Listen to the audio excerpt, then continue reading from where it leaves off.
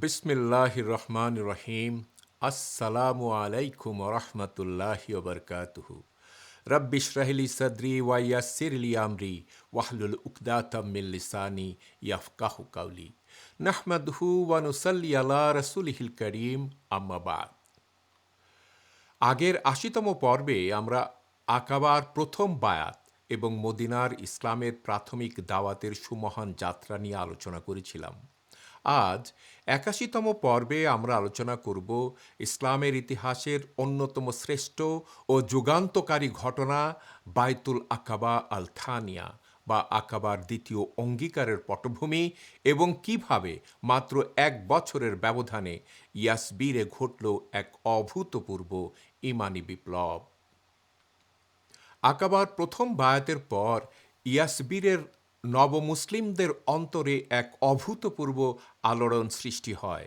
তারা হজের মরশুমের জন্য অধীর আগ্রহে অপেক্ষা করছিলেন, যাতে হজের আনুষ্ঠানিকতা পালনের পাশাপাশি প্রিয় রাসূল সাল্লাল্লাহু আলাইহি সাল্লামের সুমহান সান্নিধ্য লাভ করা যায়।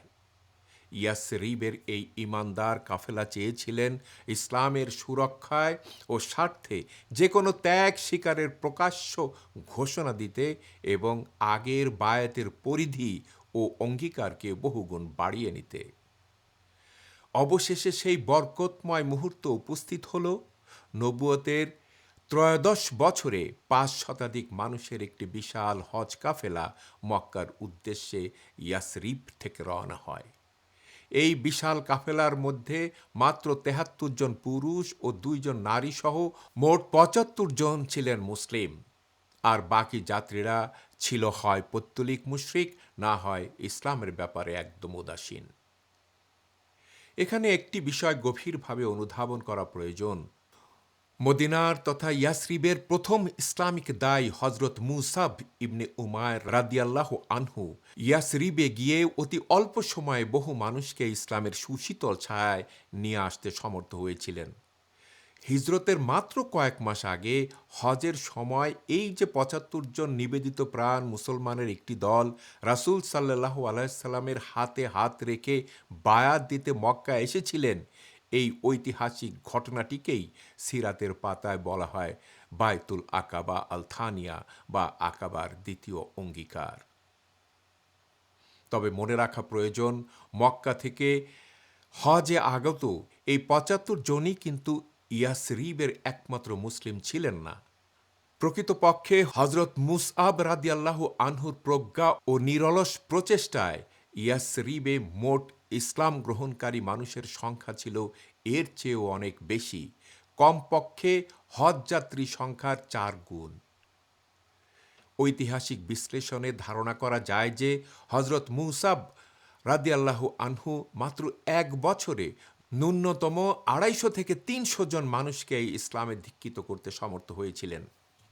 মক্কার সীমানার বাইরে এটিই ছিল মুসলিমদের সর্ববৃহৎ সমাজ ও শক্তিশালী জামায়াত, যা মক্কায় সুদীর্ঘ ১৩ বছরে ইসলাম গ্রহণকারীদের মোট সংখ্যার সাথে পাল্লা দিচ্ছিল। সুবহানাল্লাহ।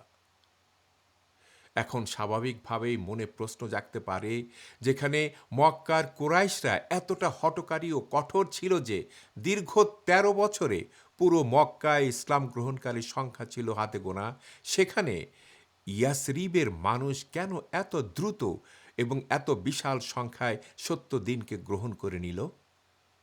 এর পিছনের ঐতিহাসিক ও সামাজিক কারণগুলো কী ছিল? সিরাত বিশেষজ্ঞ ও ঐতিহাসিকদের মতে এর পেছনে প্রধানত কয়েকটি সুনির্দিষ্ট কারণ কার্যকর ছিল। প্রথম কারণটি হচ্ছে ইহুদি প্রতিবেশীদের তৈরি করা মানসিক প্রস্তুতি। ইয়াসরিবের পৌত্তলিক আরবরা দীর্ঘকাল ধরে তাওহীদপন্থী ইহুদিদের প্রতিবেশী হিসেবে বসবাস করে আসছিল। ইহুদিদের আসমানি কিতাব তাওরাত এবং তাদের ধর্মীয় আলোচনায় একজন শেষ নবীর আগমনের কথা বারবার উচ্চারিত হতো। ইহুদিরা প্রায়ই মূর্তিপূজক আরবদের ভয় দেখিয়ে বলতো, শীঘ্রই একজন শেষ নবী আসবেন, আমরা তার আনুগত্য করব এবং তাকে সাথে নিয়ে তোমাদের আদ ও ইরাম জাতির মতো সমূলে ধ্বংস করব। ইহুদিদের এই হুমকি মদিনার পৌত্তলিকদের অবচেতন মনে এক বিরাট মানসিক প্রস্তুতি তৈরি করে রেখেছিল। তাই নবুয়তের ১১তম বছরে যখন খাজরাজ গোত্রের প্রথম ৬ জন তরুণ রাসূল সাল্লাল্লাহু আলাইহি সাল্লামের পবিত্র মুখে তাওহীদের বাণী শুনলেন, তারা সাথে সাথে বুঝে ফেলেছিলেন যে ইনিই তো সেই প্রতীক্ষিত নবী। ফলে তারা নিজেদের মধ্যে বলাবলি করেছিলেন, ইহুদিরা তার কাছে পৌঁছানোর আগেই চলো আমাদের তার উপর ঈমান আনতে হবে, যাতে তারা আমাদের চেয়ে এগিয়ে যেতে না পারে। পবিত্র কোরআনের সূরা আল বাকারার ৮৯ নম্বর আয়াতে আল্লাহ তাআলা ইহুদিদের এই মানসিকতার কথা উল্লেখ করেছেন। এমনকি পরবর্তীতে উম্মুল মুমিনিন হজরত সাফিয়া রাদিয়াল্লাহু আনহা তার পিতা হুয়াই ইবনে আখতাব ও চাচা আবু ইয়াসিরের গোপন কথোপকথন থেকে বর্ণনা করেন যে তারা রাসূলুল্লাহ সাল্লাল্লাহু আলাইহি সাল্লামকে সত্য নবী হিসাবে স্পষ্টভাবে চিনেও শুধুমাত্র বংশীয় হিংসার কারণে আজীবন তার বিরোধিতা করার গোঁড়ামি সিদ্ধান্ত নিয়েছিল। দ্বিতীয় কারণটি হচ্ছে দীর্ঘ ১২০ বছরের গৃহযুদ্ধ ও বোয়াতের যুদ্ধর ভয়াবহতা। ইয়াসরিবের দুটি প্রধান পরাশক্তি আওস ও খাজরাজ গোত্র ইহুদিদের কূটচালের শিকার হয়ে টানা ১২০ বছর ধরে পারস্পরিক রক্তক্ষয়ী যুদ্ধে সম্পূর্ণ ক্লান্ত ও নিঃশেষ হয়ে পড়েছিল। বিশেষ করে আকাবার বায়াতের কিছুদিন পূর্বে ঘটে যাওয়া ভয়াবহ বোয়াতের যুদ্ধ তাদের সামাজিক ও অর্থনৈতিক কাঠামোকে একেবারে ভেঙে চুরমার করে দেয়। বোয়াতের যুদ্ধের ইতিহাস পর্যালোচনা করলে দেখা যায় যুদ্ধের প্রাথমিক পর্যায়ে বনু আউস পরাজিত হয়ে যুদ্ধক্ষেত্র থেকে পালিয়ে যাচ্ছিল।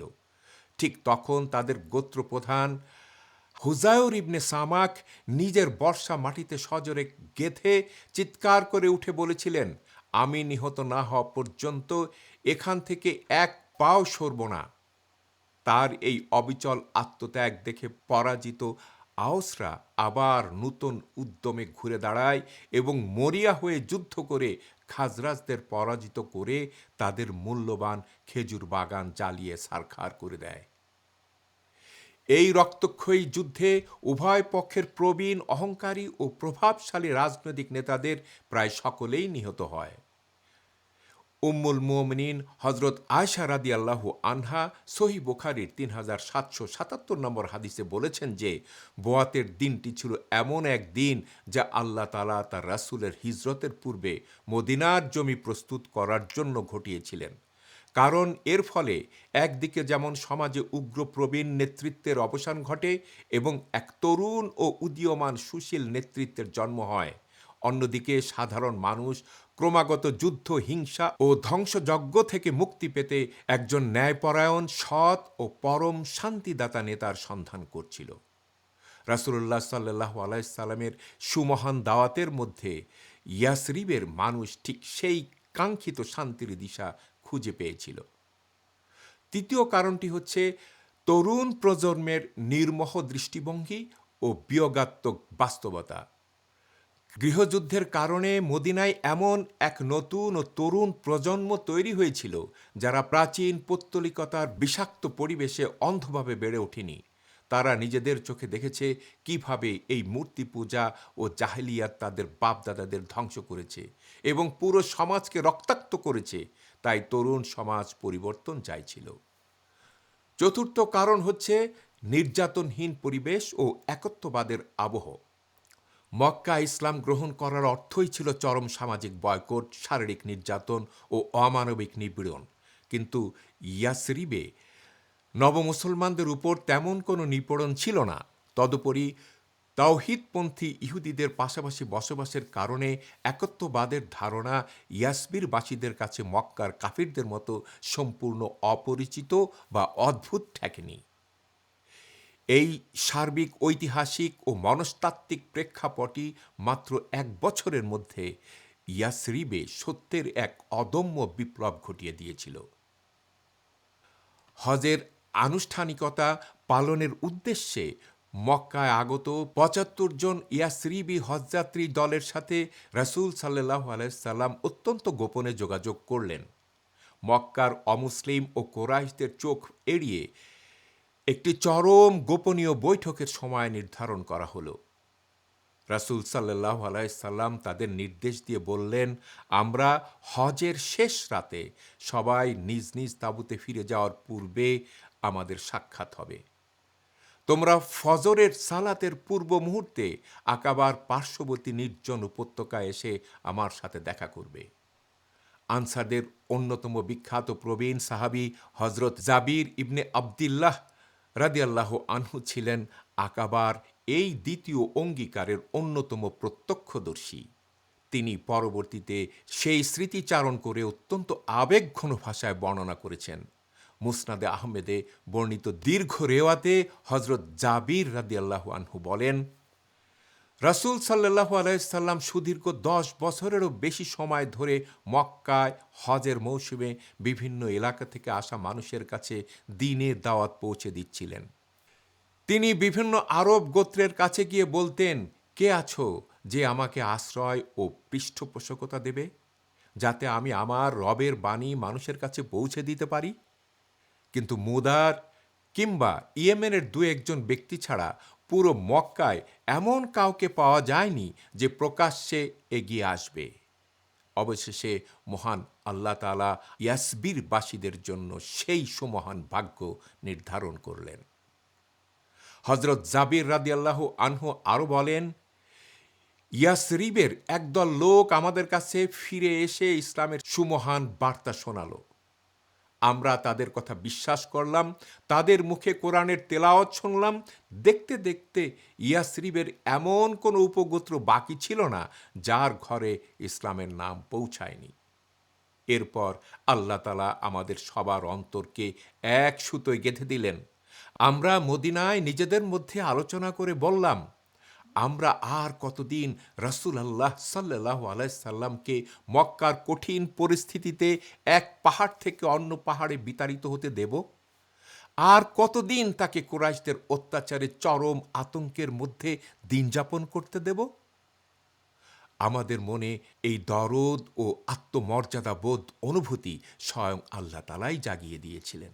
অর্থাৎ ইয়াসরিবের মুসলমানরা অনুধাবন করতে পেরেছিলেন যে এখন আর শুধু ব্যক্তিগত ঈমান নিয়ে বসে থাকার সময় নয়, বরং রাসূলুল্লাহ সাল্লাল্লাহু আলাইহি সাল্লামকে আনুষ্ঠানিকভাবে ইয়াসরিবে আমন্ত্রণ জানিয়ে তাকে পূর্ণ সামরিক ও সামাজিক সুরক্ষা প্রদান করা তাদের উপর নৈতিক দায়িত্ব হয়ে দাঁড়িয়েছে।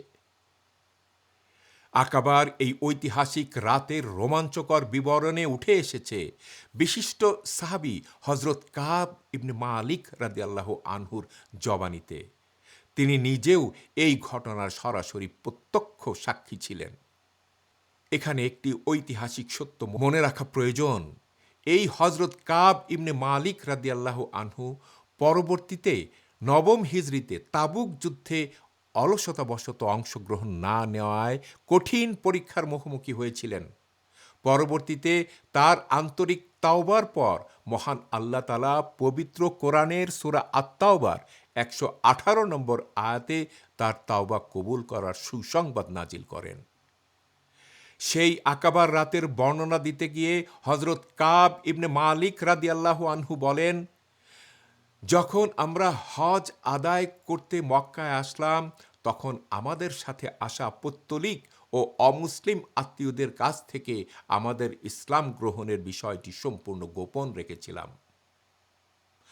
আমরা সবাই সিদ্ধান্ত নিয়েছিলাম যে হজের শেষ রাতে, রাতের শেষ তৃতীয়াংশে আকাবার পেছনের নির্জন উপত্যকায় আমরা একত্রিত হব।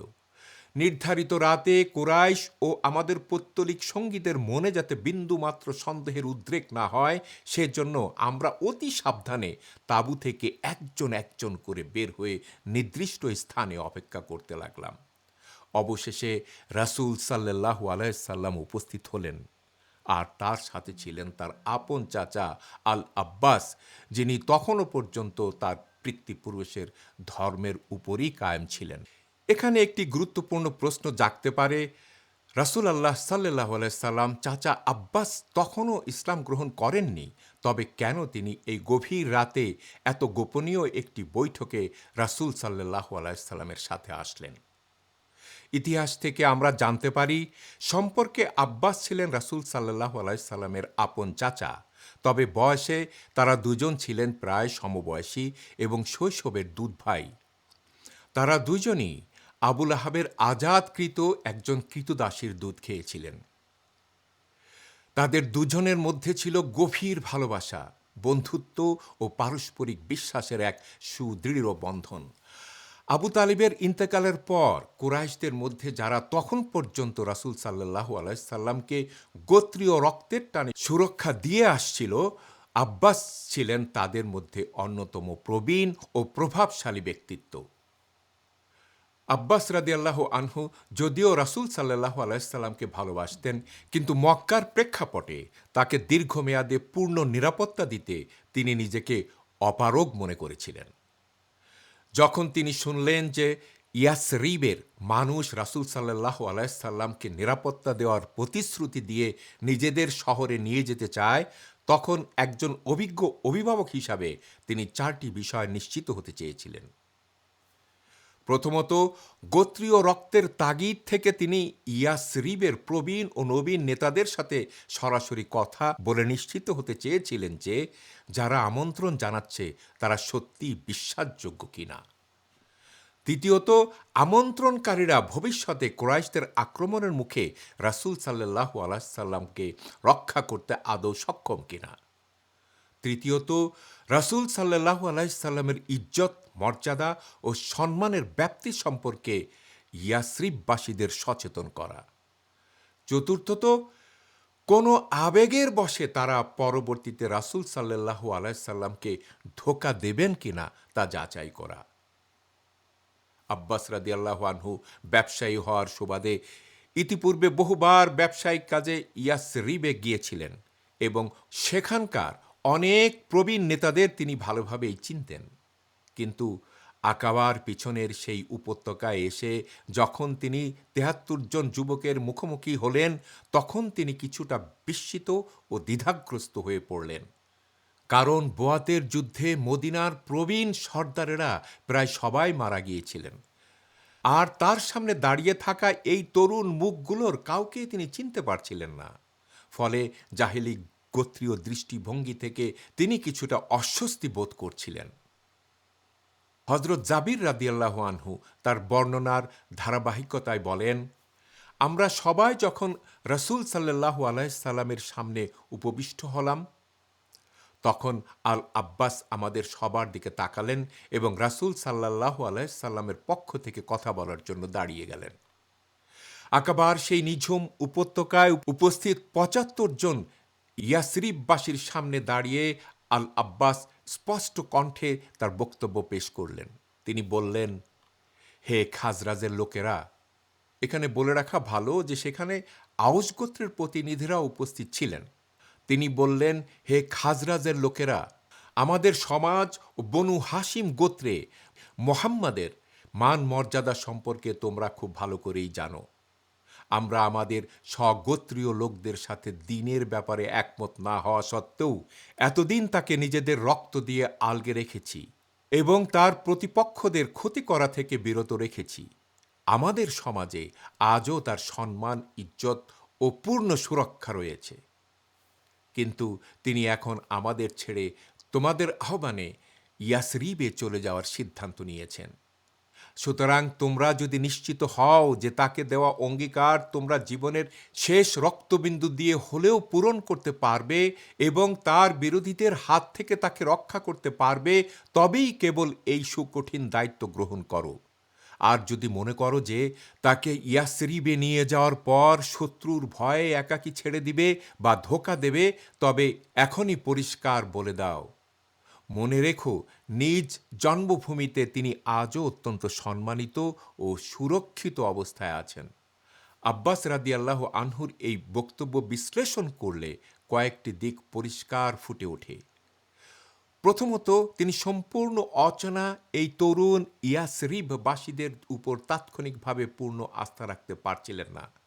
দ্বিতীয়ত, নিজের প্রিয় ভাতিজাকে বংশীয় সুরক্ষার বলয় ছেড়ে এক অজানা গন্তব্যে পাঠাতে গিয়ে তিনি চরম মনস্তাত্ত্বিক দ্বিধাদ্বন্দ্বে ভুগছিলেন। আর তৃতীয়ত, বনু হাসিম যে আবু তালিবের মৃত্যুর পর মক্কায় রাসূল সাল্লাল্লাহু আলাইহি সাল্লামকে পূর্ণ নিরাপত্তা দিতে ব্যর্থ হচ্ছিল, আব্বাস গোত্রীয় অহমিকা থেকে যেন সে সত্যটাই কিছুটা ঢাকা দেওয়ার চেষ্টা করছিলেন। আব্বাসের এই দীর্ঘ সংবেদনশীল সতর্ক বার্তার পর উপস্থিত ইয়াসরিবের আনসার সাহাবীগণ অত্যন্ত প্রজ্ঞা ও মর্যাদার সাথে জবাব দিলেন। তারা বললেন, হে আব্বাস, আপনি যা বলার বলেছেন এবং আমরা আপনার প্রতিটি কথা গভীর মনোযোগ দিয়ে শুনেছি। এখন ইয়া রাসূলুল্লাহ, আপনি কথা বলুন। আপনি নিজের জন্য এবং আপনার রবের জন্য যা শর্ত দেওয়া প্রয়োজন আমাদের সামনে পেশ করুন। ইহুদি ও কাফিরদের ভয় কিংবা যুদ্ধের ভয়াবহতাকে এক পাশে সরিয়ে রেখে আনসারদের এই সংক্ষিপ্ত জবাবই প্রমাণ করে তাদের ঈমানি চেতনা কতটা সুদৃঢ় ছিল। পবিত্র পরিবেশের গভীরতা আরও বেড়ে গেল। রাসূল সাল্লাল্লাহু আলাইহি সাল্লাম উঠে দাঁড়ালেন। তিনি প্রথমে উপস্থিত জনতাকে আল্লাহ তাআলার তাকওয়া অর্জন বা ভয় করার উপদেশ দিলেন। পবিত্র কোরআনের কিছু হৃদয়স্পর্শী আয়াত তেলাওয়াত করে শোনালেন এবং মানুষকে আল্লাহর পথের দিকে আহ্বান জানালেন। তারপর তিনি তার ঐতিহাসিক আনুগত্য ও সুরক্ষার শর্তাবলী পেশ করে বললেন, আমি তোমাদের কাছ থেকে এই মর্মে বায়াত বা আনুগত্যের প্রতিশ্রুতি নেব যে তোমরা আমাকে ঠিক তেমনিভাবে সুরক্ষা প্রদান করবে যেভাবে তোমরা তোমাদের নিজেদের পরিবার, স্ত্রী ও সন্তানদের যে কোনো বিপদ থেকে রক্ষা করো। রাসূলুল্লাহ সাল্লাল্লাহু আলাইহি সাল্লামের পবিত্র মুখ থেকে এই শর্ত উচ্চারিত হওয়ার সাথে সাথে উপস্থিতদের মধ্য থেকে বিশিষ্ট আনসার সাহাবী হযরত আল বারা ইবনে মারুর রাদিয়াল্লাহু আনহু আবেগে দাঁড়িয়ে গেলেন। তিনি রাসূল সাল্লাল্লাহু আলাইহি সাল্লামের প্রতি অগাধ বিশ্বাস নিয়ে হাত বাড়িয়ে দিয়ে উদ্দীপ্ত কণ্ঠে চিৎকার করে বললেন, হ্যাঁ, সেই মহান সত্তার কসম যিনি আপনাকে সত্য দিন সহ প্রেরণ করেছেন, আমরা নিশ্চিতভাবেই আপনাকে আমাদের নিজেদের প্রাণ ও পরিবারের মতোই রক্ষা করব। ইয়া রাসূলুল্লাহ, আপনি আমাদের থেকে আনুগত্যের বায়াত গ্রহণ করুন। আল্লাহর কসম, আমরা যুদ্ধবিদ্যার ময়দানে বেড়ে ওঠা বীরের জাতি। বংশ পরম্পরায় আমরা যুদ্ধের ময়দানে অবিচল থাকতে শিখেছি। যদিও হযরত বারা ইবনে মারুর রাদিয়াল্লাহু আনহুর এই উক্তিটি ছিল এক তড়িৎ প্রতিক্রিয়া, কিন্তু এটি ছিল বিশুদ্ধ ঈমান ও আত্মত্যাগে পরিপূর্ণ।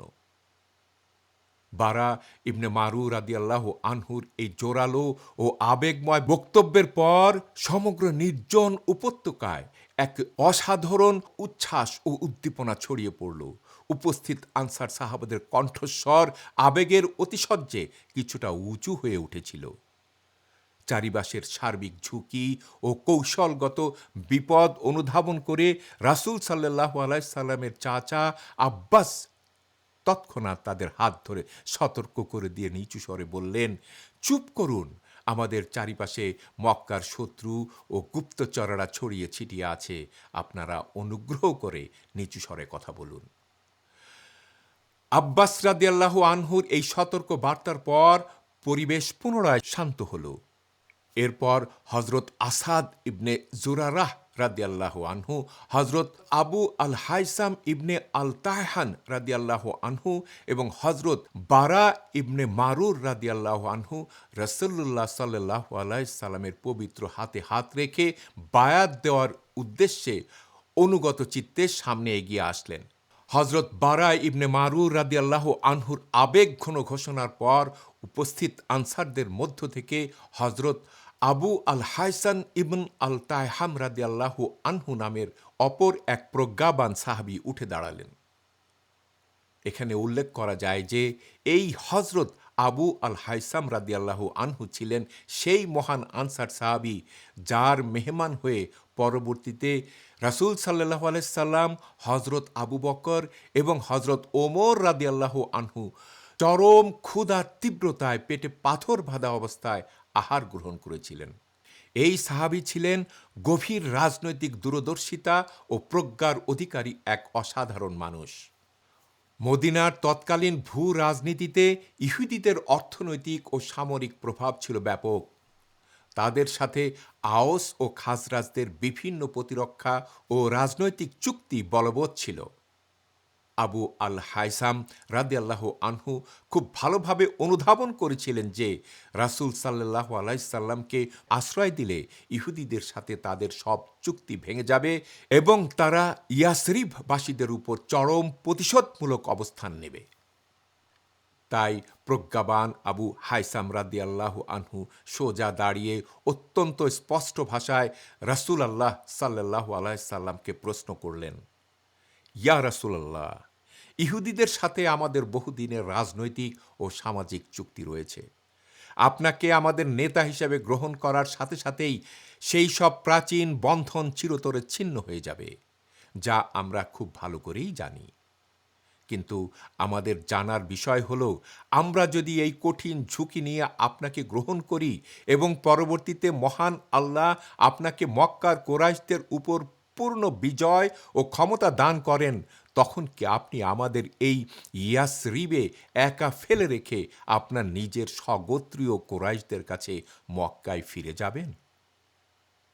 আবু আল হাইসাম রাদিয়াল্লাহু আনহুর এই প্রশ্নটি বিশ্লেষণ করলে এর গভীরতা ও প্রজ্ঞা ফুটে ওঠে। প্রথমত, নিখাদ ধর্মবিশ্বাসের বাইরে গিয়ে এমন এক কঠিন ও বাস্তবমুখী প্রশ্ন করা ছিল এক অবিশ্বাস্য সাহসিকতার বহিঃপ্রকাশ। দ্বিতীয়ত, এটি প্রমাণ করে যে ইসলামে প্রজ্ঞাপূর্ণ চিন্তা ও বাকস্বাধীনতার পথ কতটা উন্মুক্ত ছিল। এবং তৃতীয়ত, ইয়াসরিবের মানুষ বহু যুগ ধরে ইহুদিদের কাছে অর্থনৈতিক ও সামাজিকভাবে নির্যাতিত হয়ে আসছিল। আবু আল হাইসাম নিশ্চিত জানতেন যে রাসূল সাল্লাল্লাহু আলাইহি সাল্লাম আল্লাহর প্রেরিত সত্য নবী এবং বিজয় তার আসবেই। কিন্তু তার আশঙ্কা ছিল, বিজয়ের পর রাসূল সাল্লাল্লাহু আলাইহি সাল্লাম যদি মক্কায় ফিরে যান, তবে ইহুদিরা ইয়াসরিববাসীদের উপর ভয়ঙ্কর প্রতিশোধ নেবে। আবু আল হাইসাম রাদিয়াল্লাহু আনহুর এই সরাসরি প্রশ্ন শুনে রাসূল সাল্লাল্লাহু আলাইহি সাল্লাম এক সুমিত ও মনোমুগ্ধকর মুচকি হাসি হাসলেন।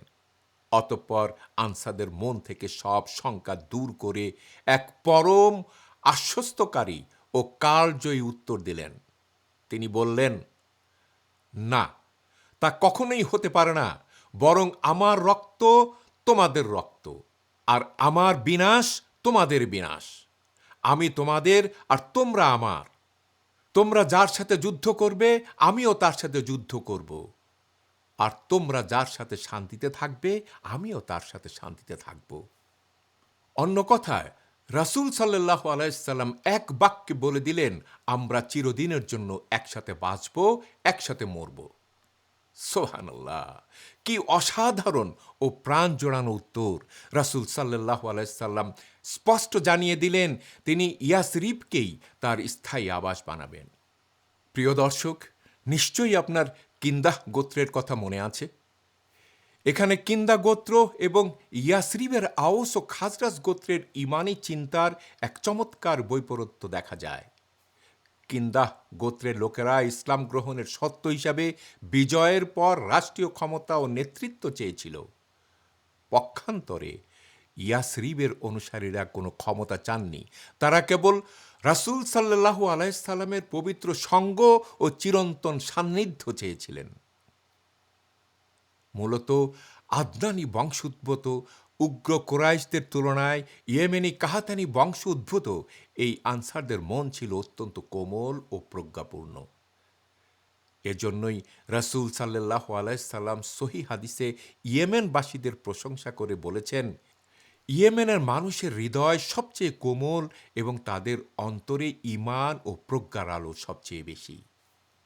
রাসূল সাল্লাল্লাহু আলাইহি সাল্লাম আকাবার রাতে আনসারদের যে কথাটি দিয়েছিলেন, জীবনের শেষ দিন পর্যন্ত তিনি তা অক্ষরে অক্ষরে পালন করেছিলেন।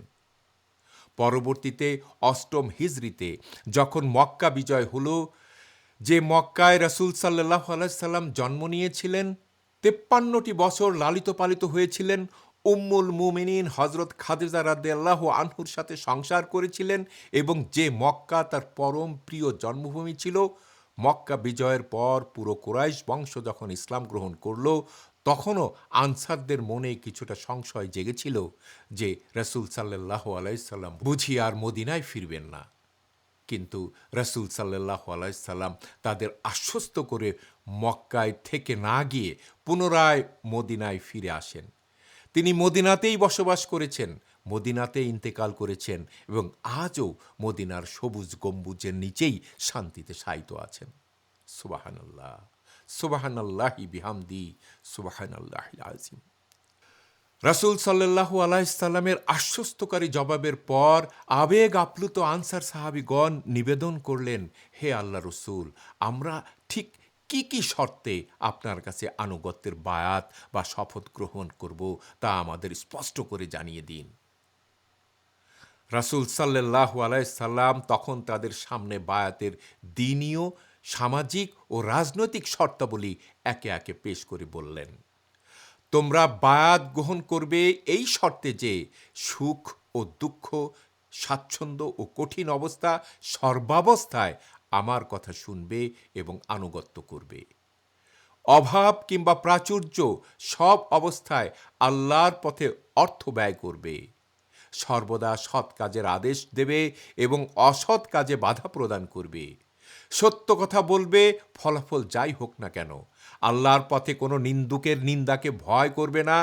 আর আমি যখন ইয়াসরিবে পৌঁছব, তখন আমাকে ঠিক তেমনিভাবে সাহায্য ও সুরক্ষা প্রদান করবে, যেভাবে তোমরা তোমাদের নিজেদের পরিবার পরিজনকে সাহায্য ও রক্ষা করে থাকো। ঈমানি নীতি ও সামাজিক দায়বদ্ধতায় ঘেরা এই সুকঠিন শর্তাবলী শোনার পর উপস্থিত আনসারদের মধ্য থেকে একজন পরম কৌতূহল নিয়ে জিজ্ঞাসা করে উঠলেন, হে আল্লাহ রসূল, আমরা যদি আমাদের জীবনের ঝুঁকি নিয়ে এই সমস্ত শর্ত শতভাগ মেনে চলি, তবে এর বিনিময়ে আমরা কি পাব? দুনিয়ার কোনো ধন সম্পদ, সাম্রাজ্য, খ্যাতি বা ক্ষমতার লোভ না দেখিয়ে রাসূল আল্লাহ সাল্লাল্লাহু আলাইহি সাল্লাম অত্যন্ত সংক্ষেপে একটি মাত্র উত্তর দিলেন। তিনি বললেন, আল জান্নাহ। সুবহানাল্লাহ। অন্য কোনো পার্থিব প্রতিশ্রুতির প্রয়োজন ছিল না। আনসার সাহাবীগণ ঠিক এই একটি কথাই রাসূল সাল্লাল্লাহু আলাইহি সাল্লামের সুপবিত্র মুখ থেকে শুনতে চেয়েছিলেন। এক বাক্যের এই প্রতিশ্রুতি শোনা মাত্রই উপস্থিত সবাই আনন্দের সাথে বায়াত দেওয়ার উদ্দেশ্যে সামনের দিকে ঝাঁপিয়ে পড়লেন এবং রাসূল সাল্লাল্লাহু আলাইহি সাল্লামের বরকতময় হাতের উপরে নিজেদের হাত রাখতে উদ্যত হলেন। ঠিক সেই মুহূর্তে ঘটল এক নাটকীয় ঘটনা। কারো হাত রাসূল সাল্লাল্লাহু আলাইহি সাল্লামের হাত স্পর্শ করার আগেই তরুণ সাহাবী হযরত আসাদ ইবনে জুরারাহ রাদিয়াল্লাহু আনহু চট করে রাসূল সাল্লাল্লাহু আলাইহি সাল্লামের হাতখানা নিজের দুই হাত দিয়ে চেপে ধরে রাখলেন। তিনি রাসূল সাল্লাল্লাহু আলাইহি সাল্লামকে এখনই হাত বাড়িয়ে দিতে বারণ করলেন এবং উপস্থিত জনতাকে থামিয়ে দিলেন। এখানে উল্লেখ করা যায় যে এই হযরত আসাদ ইবনে জুরারাহ রাদিয়াল্লাহু আনহু ছিলেন নবুয়তের ১১তম বছরে মক্কায় আসা প্রথম ৬ জন ইয়াসরিবীর অন্যতম এবং তিনি মদিনায় দায় হযরত মুসআব ইবনে উমাইর রাদিয়াল্লাহু আনহুকে নিজের ঘরে মেহমান হিসাবে রেখে ইসলাম প্রচারে সবচেয়ে বড় ভূমিকা রেখেছিলেন। আসাব ইবনে জুরারাহ রাদিয়াল্লাহু আনহুর এই ভূমিকাটি ছিল বাক স্বাধীনতা ও চরম দূরদর্শিতার এক অভূতপূর্ব নজির। তিনি উপস্থিত আনসারদের উদ্দেশ্যে অত্যন্ত গম্ভীর কণ্ঠে বললেন, হে ইয়াসরিবের প্রিয় ভাইয়েরা, একটু থামুন। আমরা এত দীর্ঘ ও দূরবর্তী পথ পাড়ি দিয়ে মক্কা এসেছি কেবল এই বিশ্বাসের উপর দাঁড়িয়ে যে মুহাম্মদ সাল্লাল্লাহু আলাইহি সাল্লাম আল্লাহর সত্য রসূল। কিন্তু গভীরভাবে অনুধাবন করুন, আজ রাতে তার হাতে হাত রেখে বায়াত দেওয়ার অর্থ কি? আজ যদি তার গোত্র কুরাইশরা তাকে মক্কা থেকে বহিষ্কার করে আর আমরা তাকে আশ্রয় দেই, তবে পুরো আরব বিশ্ব আমাদের বিরুদ্ধে যুদ্ধে ঝাঁপিয়ে পড়বে। কুরাইশদের সাথে রক্তক্ষয়ী যুদ্ধ অনিবার্য হয়ে উঠবে।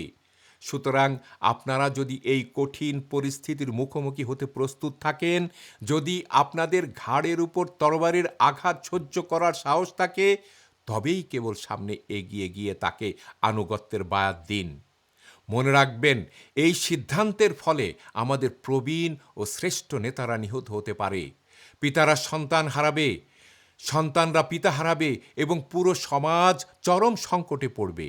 আপনারা যদি এসবের জন্য প্রস্তুত থাকেন তবে বায়াত দিন, আর যদি বিন্দুমাত্র দ্বিধা থাকে তবে এখনই থেমে যান, কারণ সত্য গোপন করে বায়াত ভঙ্গ করার চেয়ে এখন পিছু হটলে হয়তো আল্লাহ আপনাদের ক্ষমা করবেন। হজরত আসাদ ইবনে জুরারাহ রাদিয়াল্লাহু আনহু কোনো বাধা দেওয়ার জন্য এমনটি করেননি, বরং একজন খাঁটি দূরদর্শী নেতা হিসেবে তিনি চেয়েছিলেন তার গোত্রের কেউ যেন না বুঝে আবেগের বশে এমন কোনো অঙ্গীকার না করে ফেলে যা পরবর্তীতে রক্ষা করতে না পেরে তারা আল্লাহর কঠিন গজবে নিপতিত হয়। আসাদ রাদিয়াল্লাহু আনহুর এই হৃদয়স্পর্শী সতর্ক বার্তার জবাবে উপস্থিত আনসারগণ দৃঢ় কণ্ঠে চিৎকার করে উঠলেন, হে আসাদ, আপনার বক্তব্য আমরা বুঝতে পেরেছি। এবার রাসূলুল্লাহ সাল্লাল্লাহু আলাইহি সাল্লামের হাত থেকে আপনার হাত সরিয়ে নিন। আল্লাহর কসম, আমরা এ বায়াত থেকে কখনো সরে দাঁড়াবো না এবং এটি কখনো ভঙ্গ হতে দেব না। অতঃপর ইয়াসরিব থেকে আগত সাহাবিগণ একে একে সুগভীর ইমানি দৃঢ়তা নিয়ে রাসূল সাল্লাল্লাহু আলাইহি সাল্লামের হাতে হাত রেখে জীবনের শেষ রক্তবিন্দু দিয়ে ইসলামকে সুরক্ষার ঐতিহাসিক বায়াত প্রদান করলেন। আর বিনিময়ে রাসূল আল্লাহ সাল্লাল্লাহু আলাইহি সাল্লাম তাদের প্রত্যেককে জান্নাতের সুসংবাদ দান করলেন। সুবহানাল্লাহ, সুবহানাল্লাহ।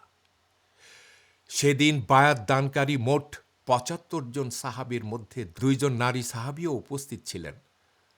হজরত নুসাইবা বিনতে কাব এবং হজরত আসমা বিনতে আমর রাদিয়াল্লাহু আনহুমা রাসূলুল্লাহ সাল্লাল্লাহু আলাইহি সাল্লাম কখনোই পরনারীর হাত স্পর্শ করেননি। সহিহ বুখারীর রিওয়ায়াত অনুযায়ী পুরুষদের হাত স্পর্শ করে বায়াত নিলেও এই ২ জন মহিয়সী নারীর ক্ষেত্রে তিনি কেবল মুখে কথা বলে বায়াত গ্রহণ করেছিলেন। আকাবা উপত্যকার বায়াত অনুষ্ঠান শেষ হওয়ার পর রাসূল সাল্লাল্লাহু আলাইহি সাল্লামের চাচা আব্বাস রাদিয়াল্লাহু আনহু অত্যন্ত বিস্ময় ও উদ্বিগ্নতা নিয়ে চারিপাশে তাকাতে থাকলেন। তিনি পুনরায় রাসূল সাল্লাল্লাহু আলাইহি সাল্লামকে নিচু স্বরে বললেন, হে মুহাম্মদ, এরা এমন কিছু লোক যাদের কাউকেই আমি চিনি না। এদের প্রায় সবাই একদম অল্প বয়সী তরুণ।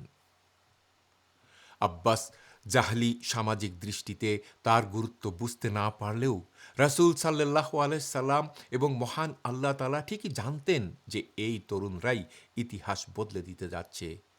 এই ৭৫ জন নিবেদিত প্রাণ বিশ্বাসীর আত্মত্যাগের উপর ভিত্তি করেই মদিনায় প্রতিষ্ঠিত হতে যাচ্ছে পৃথিবীর প্রথম ইসলামী রাষ্ট্র।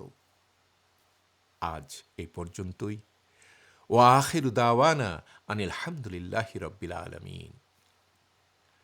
পরবর্তী পর্বে আমরা জানব আকাবার চুক্তির পর মক্কার কুরাইশদের তীব্র প্রতিক্রিয়া, অমুসলিম ইয়াসরিবিদের অজ্ঞতা, সাদ ইবনে উবাদাহ রাদিয়াল্লাহু আনহুর উপর কুরাইশদের অমানসিক নির্যাতন ও উদ্ধার, এবং অস্ত্র বা যুদ্ধ ছাড়াই কেবল পবিত্র কোরআনের পরম মাধুর্য ইয়াসরিবে ইসলাম বিস্তারের অলৌকিক ঘটনা প্রবাহ। এখন আমি বিনয়ের সাথে আপনাকে এই সিরাতের সাথে সংযুক্ত হওয়ার জন্য অনুরোধ করছি। এই বরকতময় উদ্যোগে আমাদের সাথে যোগ দিন। আপনিও এই সিরাত সিরিজটি অন্যদের মাঝে শেয়ার করার মাধ্যমে একটি সাদাকায়ে জারিয়ার উৎস তৈরি করতে পারেন। প্লিজ আমাদের চ্যানেলটি সাবস্ক্রাইব করুন, নোটিফিকেশন বেলটি চেপে রাখুন। আল্লাহ আমাদের সকলকে রাসূল সাল্লাল্লাহু আলাইহি সাল্লামের সত্যিকারের অনুসারী হওয়ার তৌফিক দান করুন। আমিন। জাযাকুমুল্লাহু খায়রান।